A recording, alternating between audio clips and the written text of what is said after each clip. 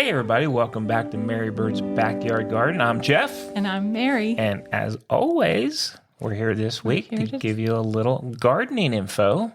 Definitely gardening all the way. Gardening all the way. I might even have a couple little surprises for you. Well, Hey. I don't know if a couple, maybe one surprise for you. We'll have to wait though. We'll have to wait because, of course, we always have to do, Mary, what's new in the garden? Well, actually, you did bring home a surprise. I did. Was that something that you were going to talk about later? That was not my secret. No. Oh, okay. Not my surprise. Well, I was surprised by your plant that you brought home.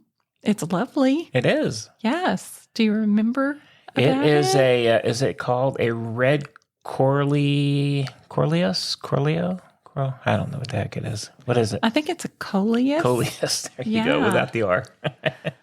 Yes. It's quite beautiful. Yes. Yeah. It was really cool looking. I thought it would be cool. It's a partial shade. I do know that. So I do look at that because we get a lot of sun. So it's a partial shade, some sun. So maybe Interesting. maybe a porch or an inside kind of guy. I love it. Yeah. I love it. Yeah, it's really cool looking. It's got the big leaves. They're red. It's the red version. So Do they have green edging on them? yeah, I believe it did have some green edging. So yeah, it was pretty cool. I was at the store. I saw it. I thought I'd pick it up for you. Oh, well, I am quite excited to try it. There you go. I haven't grown coleus for years. We used to live in Pflugerville, and I think that was the last time I tried to grow a coleus. It's way back then. This is going to be very fun. Yeah. I like it. I always got to challenge you a little bit. I got to keep you challenged. Bring home some stuff you're not ready for. Jeffy, you keep me very challenged. Yeah, I know I do. So what else you got? What else was new in the garden? Oh, my. Well, last week, I think we talked about a new garden bed that you built for us, and so pretty, and I'm so pleased with the way the trellises look. Oh, yeah. And they're very sturdy. So we went and scattered seeds. We scattered cypress vine, cosmos, zinnias, sunflowers. We went to town, and we happened to fill it up with some very, nicely priced Miracle Grow, because I know that we're growing flowers. We're not going to be growing edible. So I decided I would go down that bagged raised bed soil mix.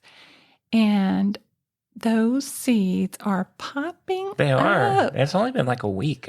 Yes. I like that. Oh, it's beautiful. I like it. I like it when they don't wait around.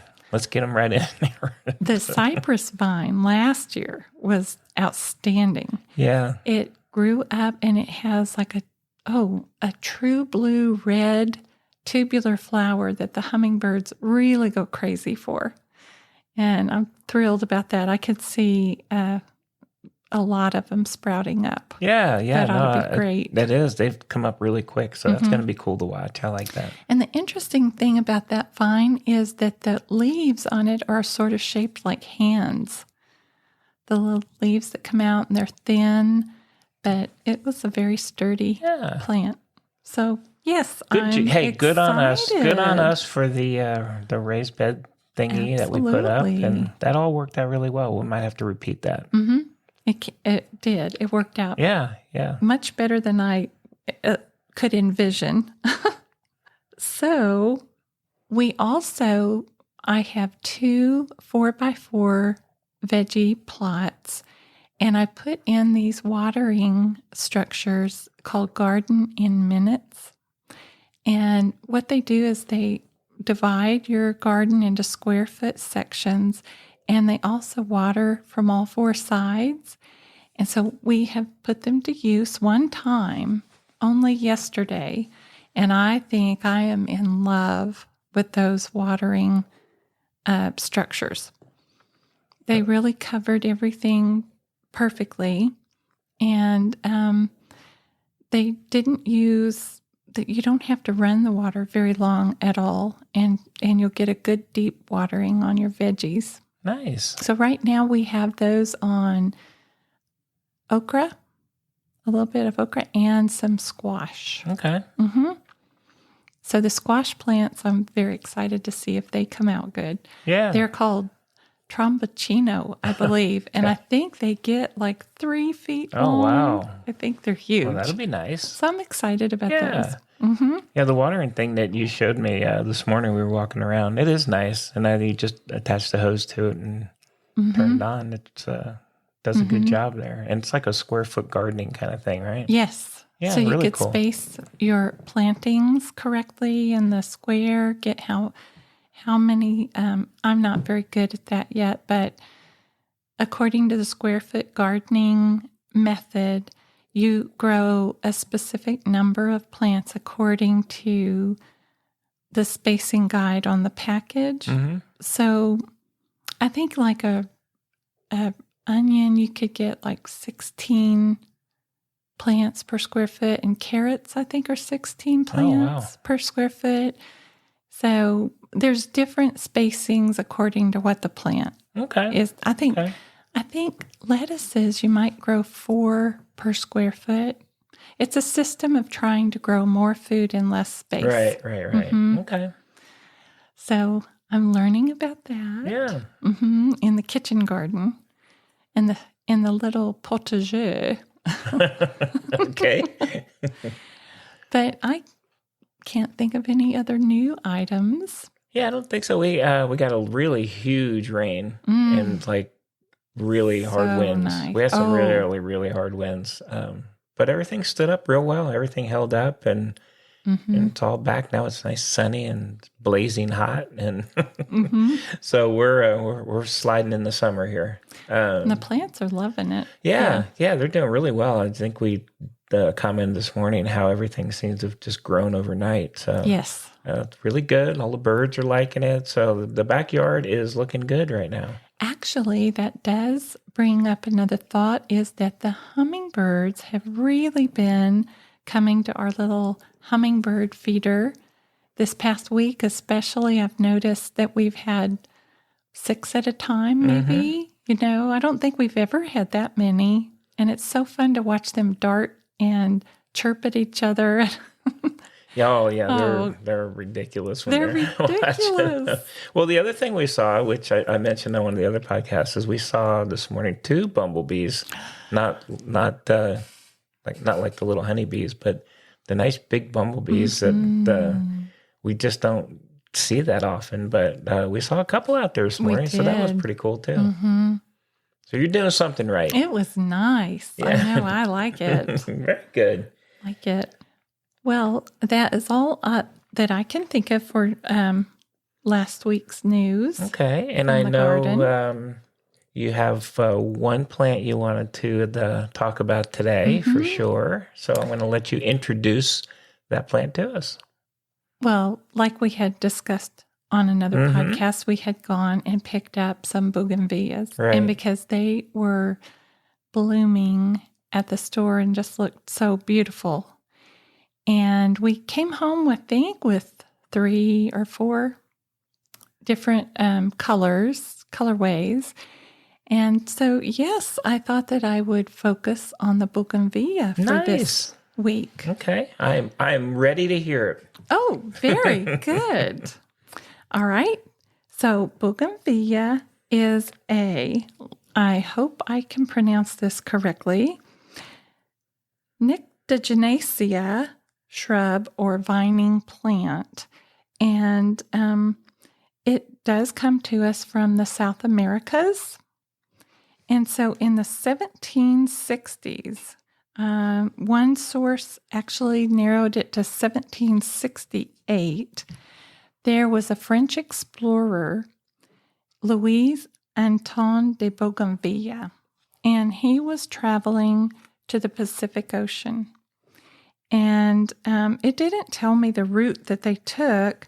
However, he had a French botanist on board ship with him, and his name was Philibert Commerson. And they were in Rio de Janeiro, and they discovered this vining plant. And Commerson was the first person to document it and write about it, but he named it for his friend Louis de Bougainvillea. Oh, wow.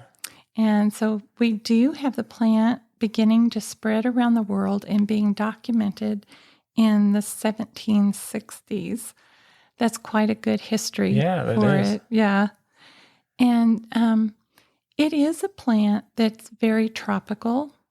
And so our zone, which is 9A, is probably too cold for it.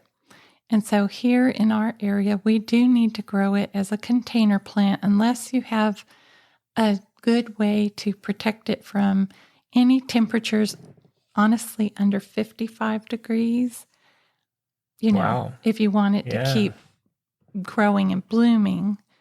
But in our area, if it's in a container and you bring it in before any freezes, you could get it to continue through the winter, which is what I hope to do this year.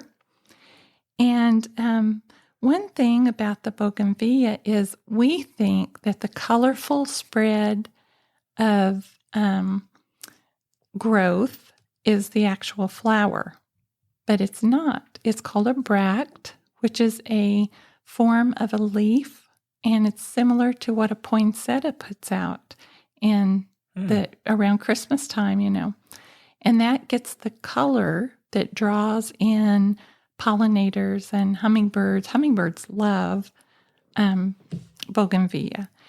Anyways, the actual flower is very small and white. It'll be in the center of those colorful bracts. And so we, of course, as we're growing it, we're trying to encourage the plant to put forth more bracts, more color, and to be beautiful. We like to turn the corner and let it catch our eye, right? So it's a very easy plant to grow in actuality. According to the Backbone Valley Nursery lady, Mary Kay Pope, I was reading about her, and she says that caring for bougainvilleas is not that complicated once you know what they need. And with proper care, they'll last for many years. Wow. So that's pretty nice. Yeah. I was reading on several sites, and they recommend growing them. Bougainvilleas are an interesting plant because they do like to be pot-bound. And so when you're growing them, you don't want to increase the size of the container too quickly.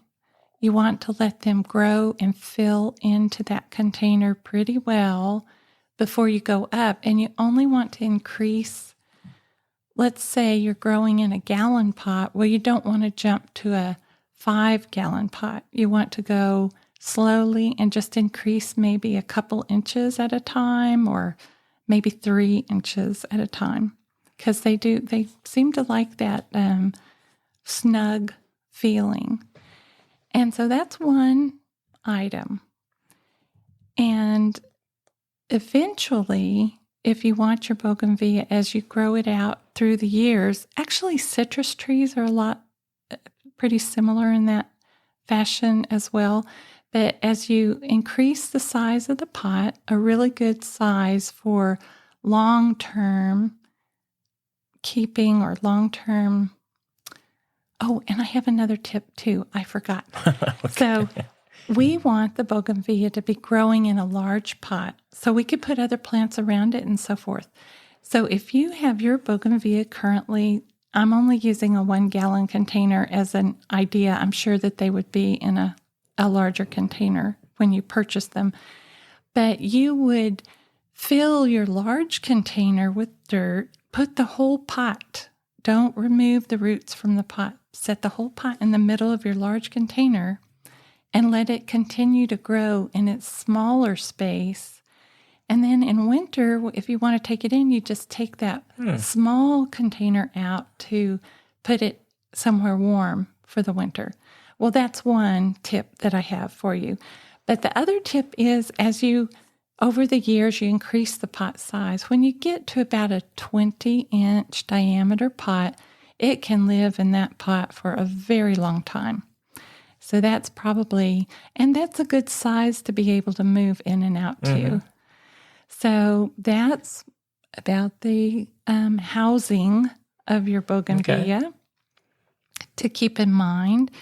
And so a lot of people struggle with bougainvilleas because they say they were so pretty when I purchased them, but they're not blooming for me anymore. And there's two main things that you really want to look at. Number one, how much sunshine is your bougainvillea getting? It has to absolutely have full sun. It just loves sunshine, hot summer weather, and it loves it. It just eats it all up. And then the other thing is bougainvilleas are very hungry plants. And several sites that I have read, they would like for you to have a bougainvillea food that is like a 12 would be nitrogen, and then NPK. Okay, I have to get it right. Your potassium could be lower. Say it's a 7 or 6 or whatever. And then your potash on the end will be, or potassium would be higher. So maybe it would be, I can't think, 15. So 12, 7, 15, or your numbers would follow that order. And they probably are going to want a good feed once a month. And so you would, in this case, I would recommend, as always, I do prefer organic if I think it will work. So I would look for a good organic bougainvillea-specific plant food and feed them once a month during the growing season and tail off when you get to fall and on into winter. When you're going to put them away, you don't want them to have any food. Oh, okay. Interesting. And so those are the two main culprits in your bougainvillea not producing blooms. But watering for a bougainvillea is very interesting as well. So you do want it to be in a good composty rich soil, but you want that soil to drain very nicely. And when you go to water this plant, what you want to do is fill that container several times and let the water run through the bottom of the container, and then you want to let the plant dry down. But remember, this vine is quite drought tolerant in its native setting where it's growing in the ground. So probably zones 10 and 11, you could probably keep it in the ground, but here we can't. And so we always have to recognize that it is a container plant, and we have to go out and check the dryness of the soil regularly. And, some people recommend watering every other day, or some people watering once a week. Well, that depends upon the potting mix that you've planted your plant into. Some potting mixes can hold water longer than others. Don't put any form of a tray underneath your container that will catch and hold on to the water, because it will rot the roots. And with a bougainvillea, that is critical. So, full sun, a thorough soaking, and then let it dry out.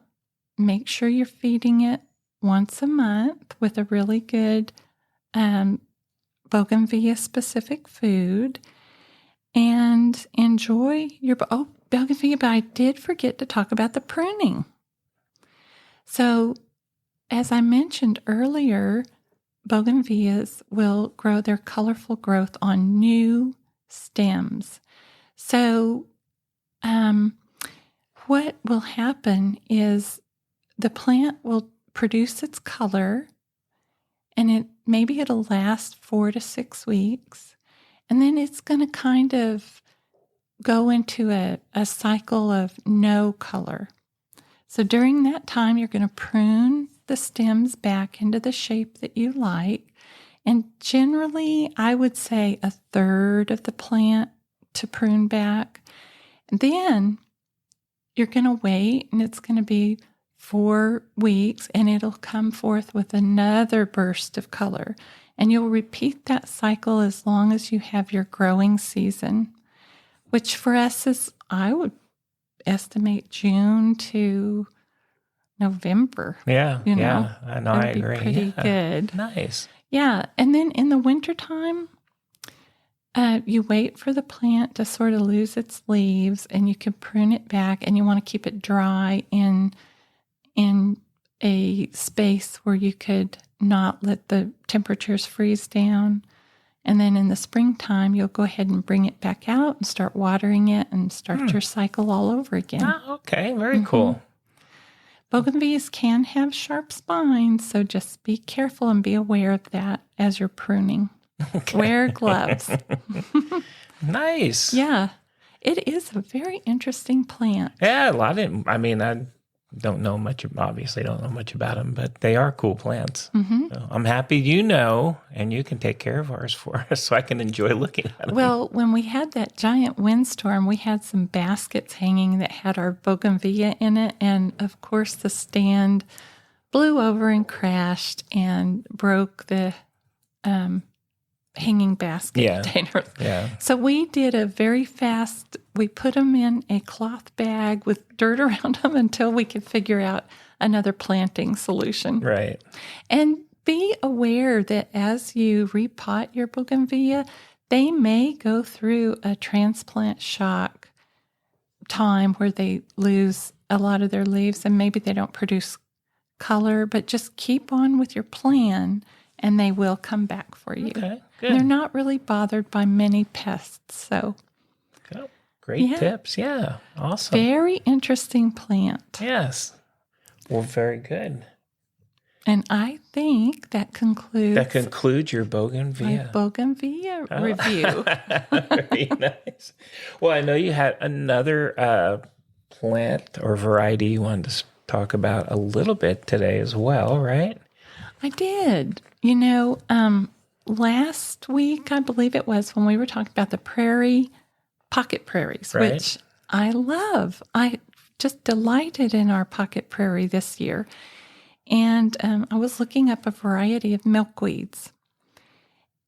Baker Creek Seeds has some beautiful milkweeds. And one of them is called the swamp milkweed. It's got red color and just beautiful. I'm really getting excited about trying a lot of these varieties. And this swamp milkweed is said to have a sweet vanilla fragrance to it. So I'm definitely hoping to put some of that in my order. And they have several varieties of yellow, which is, very attractive to lots and lots of pollinators. And then one of them is called the showy milkweed. It looks to me like maybe our native Texas milkweed, which is a white bloom and low to the ground. And it said that this is a beneficial insect magnet. And it can go from white to pale rose in color. Wow. So the showy milkweed, I think I'd really like to do that one. Asclepias speciosa, I think it's called. Sound like Harry Potter. And the other one, the red milkweed, is Asclepias incarnata. Oh, that does sound like Harry Potter. That's like some spells, Harry Potter spells. Okay. And then there's a plant that's very interesting. I hope I say this right. It is heavenly blue Tweedia. Okay. It's an Oxypetalum caeruleum.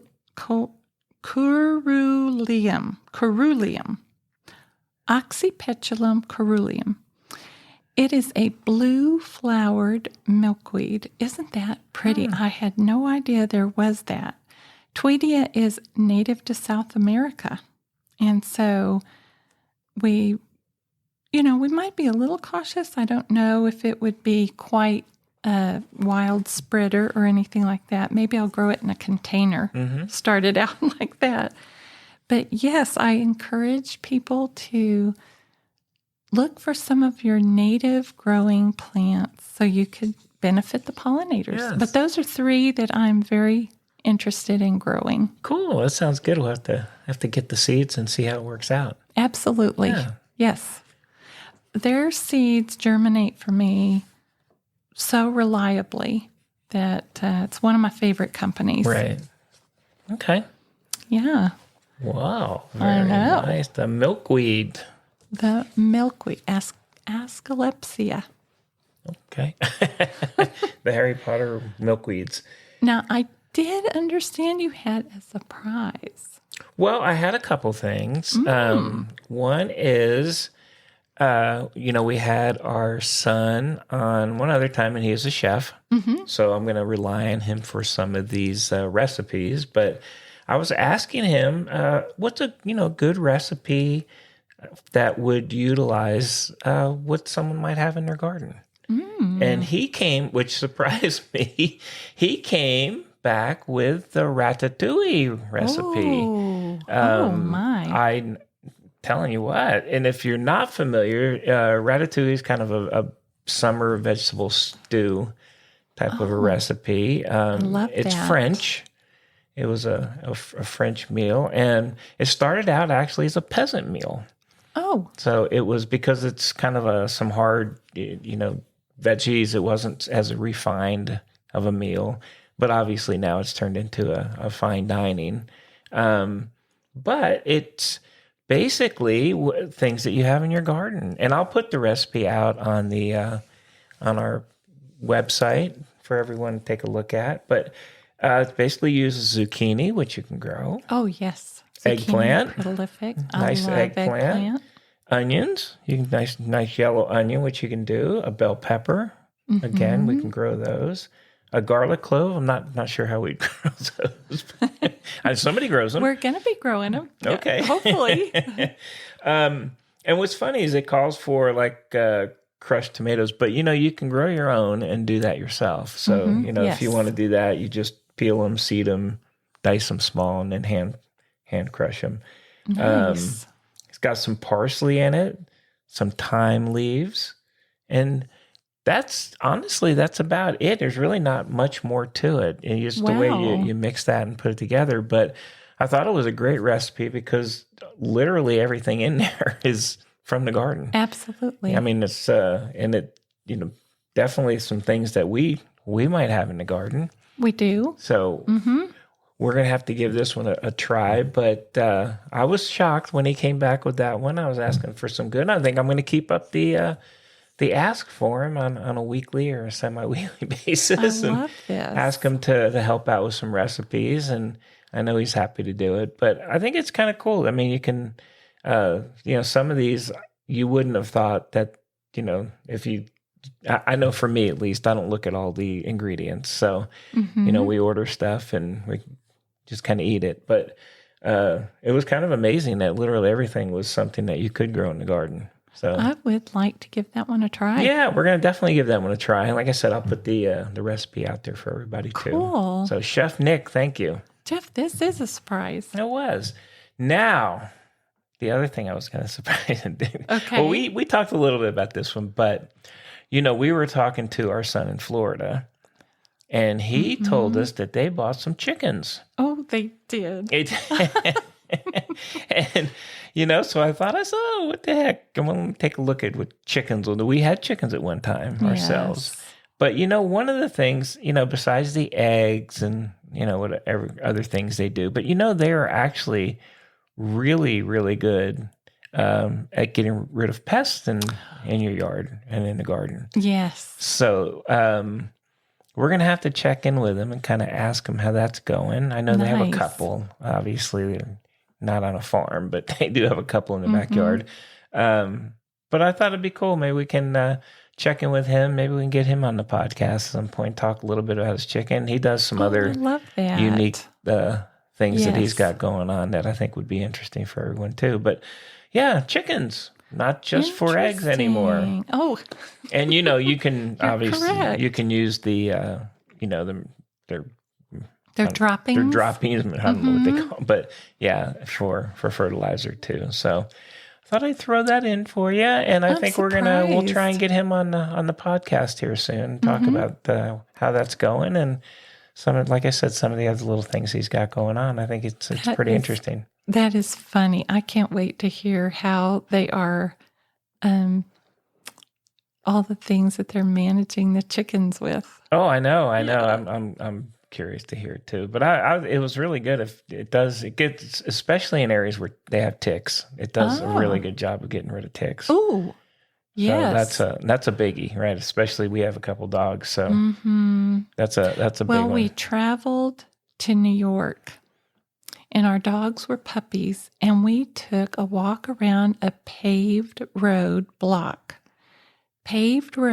and our dog came back with a tick. Oh my gosh, they had remember that? They had more than one. It was actually amazing how fast that happened. Yeah, we were not prepared for that. So yeah, this sounds like a very beneficial. Yeah. So there you go. So for anyone out there that has chickens, I'm sure they already know all that. But nice. That's kind of a. I mean, that's kind of a neat thing that they can do. The tick thing was a big one for me. I was like, absolutely, that's cool. Yeah. So that was my surprise. The ratatouille. I don't know if we talked about that one, but I did get you with the chickens, I think. I would be excited to try that recipe and let everybody know how it came out. I would too. I think we have definitely some of that growing. So, well, one of the things that we have growing in our garden right now is called southern peas. And they are super good for very hot weather.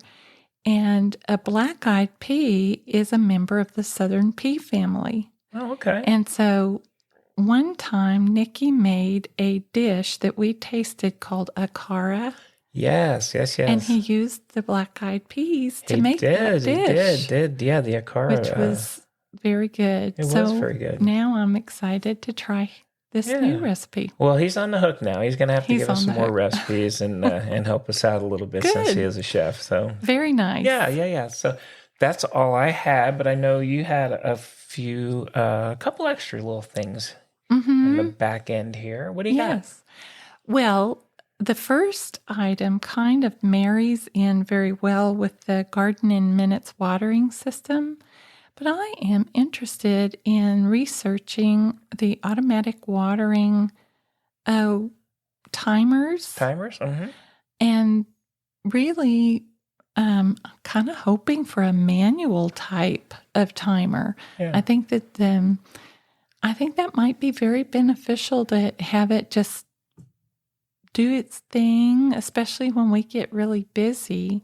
And the Garden in Minutes means that everything would have water, but the water doesn't always splash up on the leaves, so that it really does get around the root zone with that system. And so that's one of the things I'm kind of interested in. Well, we'll have to do a little research. Yeah. The timers, they have a lot. I know we didn't use one for water, but the other one. The other time that we got one for lights, I did get the mechanical one, which I think worked better. Oh, it honestly. Worked great. There's no way for it to fault, really. It's just mechanical. We'll look at them. We'll give them a look and let everybody know what we come up with. I think that would be excellent. Yeah, nice. And then the last thing that I have for today is a book review. Oh, nice. Okay.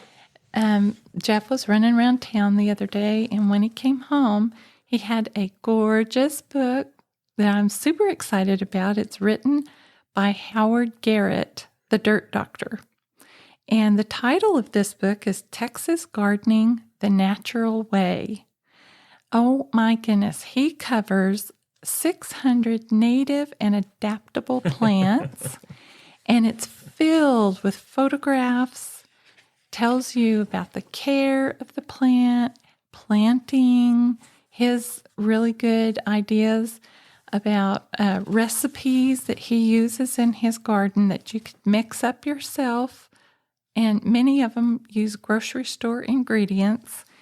And yes, just his experience of growing and gardening here in Texas over he's had a very long career. Mm-hmm.